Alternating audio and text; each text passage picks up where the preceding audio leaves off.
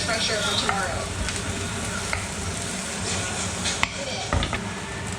It's made by cooking fish and rice in dashi. I've never seen the way it's shaped. How long does it take to make dashi?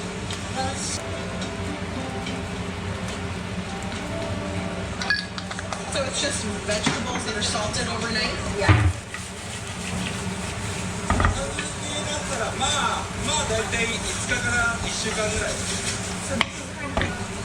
ooh, it tastes like sauerkraut.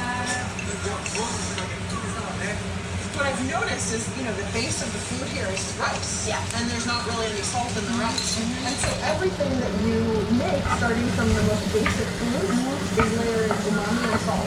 Like miso, soy sauce, and all of the different kinds of flavors. There's so much umami, so much sweetness that you introduce into a simple meal so we can eat flavors.